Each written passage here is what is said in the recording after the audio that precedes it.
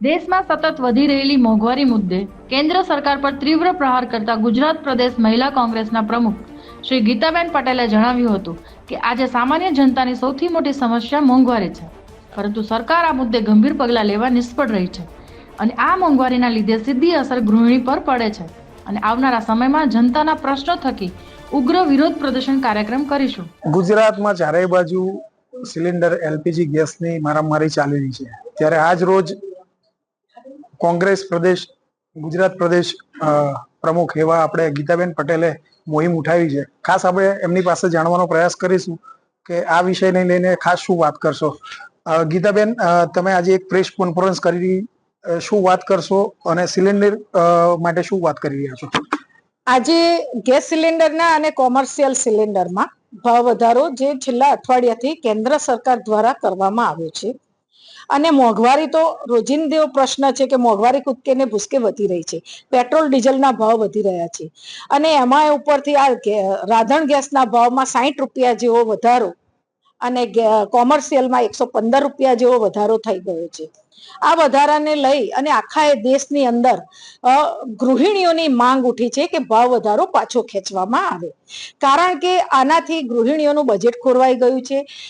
આખા દેશની અંદર જે મધ્યમ વર્ગ, ગરીબ વર્ગની જે મહિલાઓ છે, જેમને મોદીજીએ ઉજ્જવલા યોજના દ્વારા મફત સિલિન્ડર આપવાની લાલચ આપી અને ખાતા ખોલાવ્યા, સામે રેશન કાર્ડ ઉપર જે કેરોસીન મળતું હતું ગૃહિણીઓને અને જે બિચારી પ્રાઇમસ ઉપર રસોઈ કરતી હતી, એ કેરોસીન એમણે પાછું લઈ લીધું અને એ ઇન્ડસ્ટ્રીઝમાં હાલવા લાગ્યા. તો ગૃહિણી પાસેથી તમે કેરોસીન લઈ લીધું છે, મફત સિલિન્ડર આપવાની વાત કરી હતી, સબસિડી આપવાની વાત કરી હતી, એ મળતી નથી અને ઉપરથી આ પાછો ભાવ વધારો, અને જે ભાવ વધારો એ આપે છે એ જ ભાવમાં ગૃહિણીઓને સિલિન્ડર લેવું પડે છે. તો પછી એ મહિલાઓ માટે જે વિકાસની વાતો કરે છે, મહિલાઓ માટેની યોજનાઓની વાતો કરે છે, ઉજ્જવલા યોજનાઓની વાતો કરે છે અને એમના ભાષણો દ્વારા, એમની સ્પીચની અંદર એ જ્યારે નાટકો કરે છે રડવાના ને મારી માતાઓની આંખોની રોશની જતી રહેશે, એને મને દુઃખ છે એટલે હું ઉજ્જવલા યોજના લાવ્યો છું. તો મારે આજે એમને પ્રશ્ન કરવો છે કે મોદી સાહેબ, તમારી ઉજ્જવલા યોજના ક્યાં ગઈ?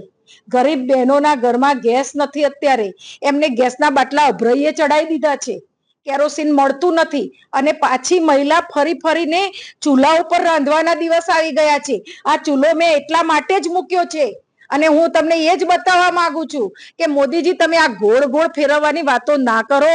મહિલાઓ હવે જાગૃત થઈ ગઈ છે અને મહિલાઓ હવે આંદોલન ઉપર આવી ગઈ છે. આ ભાવ વધારો જો પાછો નહીં ખેંચાય તો અહીંયાથી અમારી મહિલા કોંગ્રેસ સડકથી લઈ અને સંસદ સુધી આનું આંદોલન કરશે. ખાસ બેન, તમે આજે ધ પીએમ ઇઝ કોમ્પ્રોમાઇઝ વસ્તુ લઈને આવ્યા છે, શું વાત કરશો? આજે મેં ધ પીએમ ઇઝ કોમ્પ્રોમાઇઝ જે સ્ટીકર લગાવ્યું છે અને એના દ્વારા હું એ મેસેજ આપવા માંગુ છું કે આ બધા પાછળનું કારણ ઈરાન, ઇઝરાયલ અને અમેરિકાનું યુદ્ધ છે. અને મોદી સાહેબ ઇઝરાયલના પ્રવાસે ગયા હતા, ત્યાં ફાધર બનીને આવ્યા પછી તરત યુદ્ધ ચાલુ થઈ ગયું. હવે મોદીજીની એવી તો શું મજબૂરી છે કે એમને સરેન્ડર કરવું પડ્યું છે. ટ્રમ્પ આગળ મોદીજી સરેન્ડર થઈ ગયા છે. ટ્રમ્પ જેમ કે એમ મોદીજી કરી રહ્યા છે. તો એના પાછળનું કારણ શું? મોદીજીને શા માટે સરેન્ડર થવું પડ્યું? પીએમને શા માટે કોમ્પ્રોમાઇઝ થવું પડે છે? શા માટે કોમ્પ્રો કરવું પડે છે? એના પાછળનું કારણ તો દેશની જનતા જાણે છે. એફસ્ટીન ફાઇલની અંદર એમનું નામ આવ્યું છે. હરદીપ પુરી મંત્રી, પેટ્રોલિયમના મંત્રી છે, જે એમનું પણ નામ ખુલ્યું છે. અનિલ અંબાણીનું પણ નામ ખુલ્યું છે. અને હજુ તો ટ્રમ્પ પાસે એવી તો કેટલી ફાઇલો છે કે જેના રહસ્ય ખુલવાના બાકી છે. અને ક્યાંક જનતા એવું વિચારી રહી છે કે ક્યાંક ટ્રમ્પ આ ફાઇલને લઈને તો બ્લેકમેલિંગ નથી કરી રહ્યા. મોદીજીને શા માટે આટલું ડરવું પડે છે અને શા માટે ટ્રમ્પ કે એ પ્રમાણે દેશની અંદરથી આયાત, નિકાસ અને ભાવ વધારા બધામાં એમને સરેન્ડર કરી દીધું છે અને બધામાં ટ્રમ્પનું કહેવું માનવું પડે છે. એટલે અમે લોકો આ સંદેશ દ્વારા એમ કહેવા માંગીએ છીએ કે પ્રધાનમંત્રી, જો તમને આ બ્લેકમેલિંગ કરતા હોય અને જો તમારે સરેન્ડર થવું પડ્યું હોય અને એની મજબૂરીના કારણે દેશની જનતાને હેરાન પરેશાન થવું પડતું હોય અને દેશને ખાડામાં નાખવાનું કામ કરી રહ્યા છો. અને જો દેશ ખાડે જતો હોય તો આ પ્રધાનમંત્રી ના ચાલે. અને આખો દેશની અંદર અત્યારે માંગ ઉઠી છે કે પ્રધાનમંત્રી બદલો, કે જે મજબૂરીમાં દેશનું શાસન કરતો હોય એ પ્રધાનમંત્રી દેશને આગળ કદાપી ના લાવી શકે. એના માટે પ્રધાનમંત્રી નવા આવવા જોઈએ, અને નવા પ્રધાનમંત્રી આવશે તો એને ટ્રમ્પ પાસે કોઈ બ્લેકમેલિંગ નહીં કરી શકે, એને અમેરિકા દબાવી નહીં શકે, અને એ દેશને સારી રીતે સંચાલિત કરી શકશે. ખાસ બેન, ગુજરાતની વાત કરવામાં આવે, અત્યારે તમે આ જે મોહિમ ઉઠાવી છે, આવનારા સમયમાં ગુજરાતમાં કેવા પ્રકારની તમારા થકી કાર્યક્રમો રહેશે?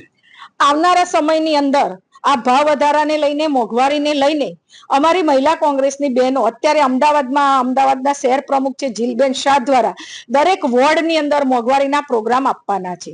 એટલે કે રોજે રોજ કોઈ ના કોઈ જગ્યાએ મોંઘવારીના વિરુદ્ધની અંદર પ્રોગ્રામો થશે. ભાવ વધારો જ્યાં સુધી પાછો નહીં ખેંચાય ત્યાં સુધી આખા દેશની અંદર મહિલા કોંગ્રેસ દ્વારા આનું આંદોલન ચાલુ રહેશે. અને જો કદાચ જરૂર પડશે તો સાંસદનો ઘેરાવો પણ કરવાની તૈયારી છે. જરૂર પડશે તો ભારતીય જનતા પાર્ટીની મહિલા મંત્રીઓના ઘરનો પણ ઘેરાવો અમે કરવાના છીએ. કારણ કે સ્મૃતિ ઈરાની માથે બાટલો લઈ અને 450 રૂપિયા ભાવ વધારે પડતો હતો તો અત્યારે ક્યાં ગયા? અત્યારે 1100 રૂપિયા ભાવ થઈ ગયો. તો એ સ્મૃતિ ઈરાની અને એ ભારતીય જનતા પાર્ટીની જે વિરોધ પ્રદર્શનમાં જે મહિલાઓ ભાગ ભજવી રહી હતી, એ મહિલા નેતાઓને અમારે કહેવું છે કે તમે મહિલાઓ માટે નથી લડતા, તમને મહિલાઓની નથી પડી, તમને મહિલાઓની આ પરિસ્થિતિનો ખ્યાલ નથી આવતો, તો તમે કેમ પ્રશ્ન નથી ઉઠાવતા? અત્યારે સંસદની અંદર વિપક્ષ જ્યારે આ પ્રશ્ન ઉઠાવી રહ્યો છે ત્યારે મોદી સાહેબ અત્યારે બહાર પ્રવાસે જતા રહ્યા છે અને ચૂંટણી પ્રચારોમાં જતા રહ્યા છે. સાંસદ છોડી દીધું છે તો એમને સાંસદ છોડવાનો સમય કેમ આવ્યો? કારણ કે એમની પાસે કોઈ જવાબ નથી.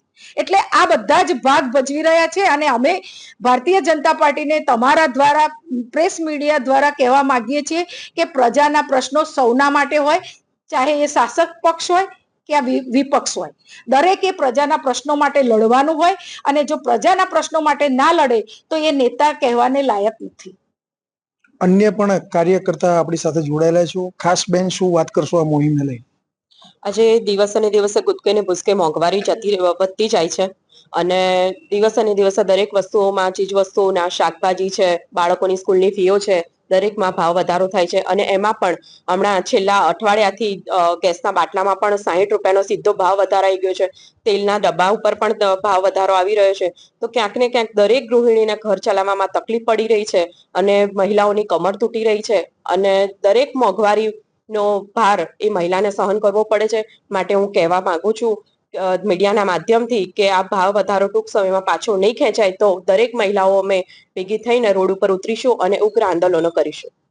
અન્ય પણ એક મહિલા કર્મી છે જે જોડાયેલા છે સંગઠિત, ખાસ કેવી રીતે જુઓ છો તમે?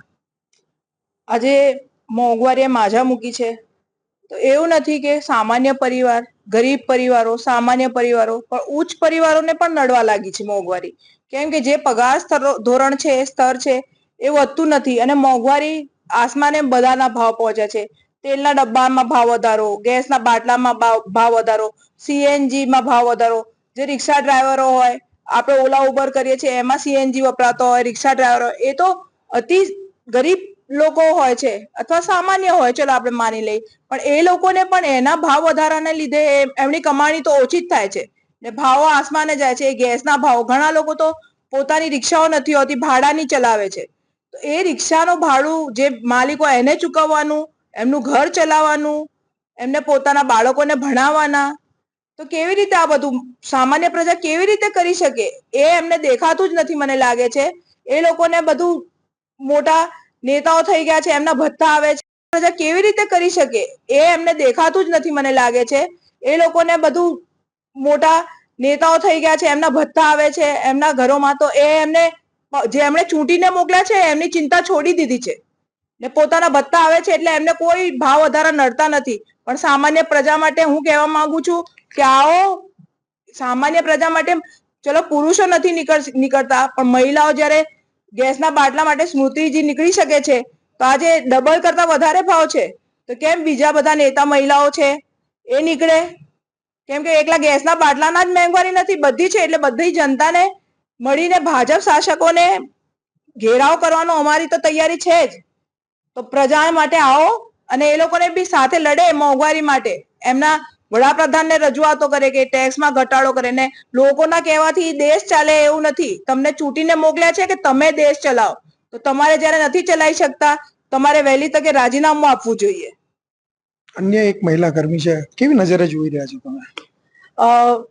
એક સામાન્ય વાત છે કે મારા હાથમાં પણ જે બેનર છે કે the PM is compromise, PMA surrender કર્યું છે, તેની ઇફેક્ટ આપણે જોઈ રહ્યા છે કે અત્યારે સૌથી વધારે ટોચ ઉપર મોંઘવારી પહોંચી ગઈ છે.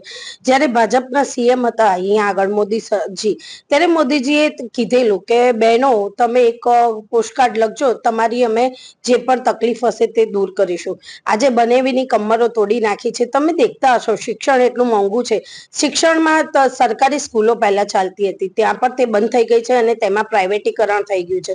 હોસ્પિટલો દેખો તો વીએસ જેવી હોસ્પિટલ હોય કે જે મોટા મોટી હોસ્પિટલ કહેવાતી હતી, તે સરકારી હોસ્પિટલો તેવી પણ બંધ કરી દેવામાં આવી છે, તેમાં પણ પ્રાઇવેટીકરણ થઈ ગયું છે. પગાર ધોરણો જેમ અમારા આગળ સંગઠનના બહેનોએ કીધું તેમ પગારના ધોરણો તેના તે જ છે અને મોંઘવારી તે ટોચ ઉપર વધી ગઈ છે. અને હાલ જ્યાં યુદ્ધની પરિસ્થિતિ થઈ છે કે જેમાં પીએમએ ક્યાંક કંઈક આવશે, પોતાની ફાઇલો તે અમેરિકાની જોડે પડેલી છે તેના હિસાબે તેણે સરેન્ડર કર્યું છે, તેની સીધી અસર તે સામાન્ય જનતા ઉપર અને સામાન્ય ગૃહિણી ઉપર પડેલી છે.